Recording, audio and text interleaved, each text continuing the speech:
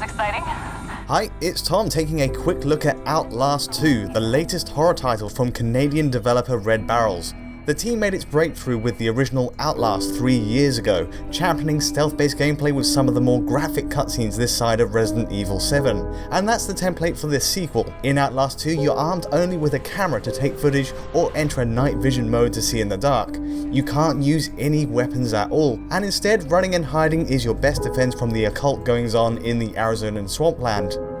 Technically speaking, the game builds on the same Unreal Engine 3 foundation as last time. It goes to town with some gorgeous character models, physically based lit backdrops, and post effects that help simulate a lost footage visual style. But for those wondering whether to play on PS4, PS4 Pro or Xbox One, well, the score is an easy one to settle here. I can say right off the bat, the main dividing point on console is performance, but let's talk resolution first. We're getting a native 1080p on the standard PS4 and Xbox One, while PS4 Pro pushes out 1440p. Actually, what you're seeing here is PS4 Pro running with 4K set as the output, and that bump to 1440p native certainly rounds off any rough edges with less visual noise all round. But generally, PS4 and Xbox One handling great image quality anyway at 1080p, and Outlast 2's heavy post-effects pipeline creates a soft filmic look on all machines. The only snag to this is, if you run PS4 Pro with 1080p selected as well, the game doesn't appear to downsample from 1440p, and instead gives you a straight native 1080p. It's pretty disappointing, and again, a growing trend for the machine I wish would turn around. Visually speaking, the developer promised a few extras on PS4 Pro last year, with Red Barrels' president pointing to higher shadow quality, improved texture filtering, and more detailed meshes. In the final product though, many of these improvements are small to the point of invisibility next to a regular PS4 and Xbox One. So much of the game's details are obscured by heavy darkness and film grain, but when you do get a good close-up, the improvements to shadow quality are barely recognisable.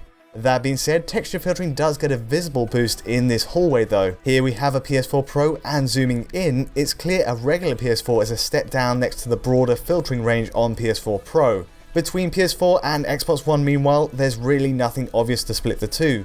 Motion blur, sample quality, and shadows are identical. I even checked for dynamic resolution, but from all the stress points I've tried, 1080p is a consistent number. Resolution metrics are a red herring though. Just like any great survival horror game, Outlast 2 makes the biggest impact when visibility falls short. The game is mostly played in the dark, and for example, the camera is deliberately obscured by post effects. You get a heavy depth of field filter that slowly draws in and out of focus, motion blur, and screen space effects like raindrops that scatter across the lens, all of which forces you to navigate very slowly through each area. On top of that, your camcorder's night vision mode obscures things even further. A good chunk of the game is played this way, only enhancing the film grain and vignetting effect that dulls your peripheral vision. And inevitably there's chromatic aberration in here too, a distortion to the edges of the screen that's pretty much become a staple of the horror game genre this generation.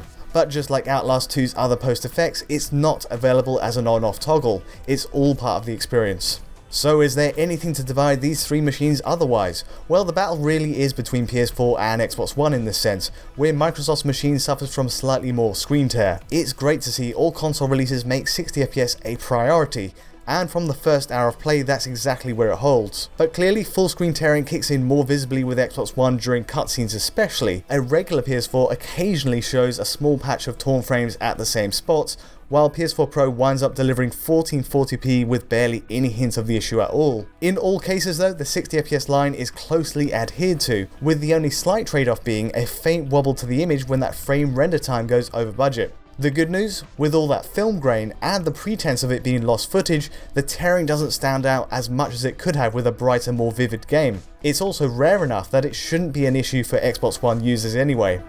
All in all, Outlast 2 makes a very accomplished use of Unreal Engine 3. Yes, it's older technology now, but games like Batman Arkham Knight or even Guilty Gear Xrd show it's still a very capable, versatile engine, especially when custom tailored to a specific look. For Outlast 2, so much is obscured or out of view to ramp up the fear factor, it's actually a great fit. And in effect, that means 60fps and high resolutions are on the table for all machines.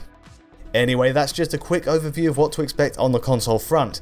I kept it relatively clean on the content because the game does get pretty graphic later on, But if you're interested in giving the game a go, there's only good options here. As ever, feel free to give a thumbs up or even subscribe to our channel if you found this useful. Until next time though, thanks for watching.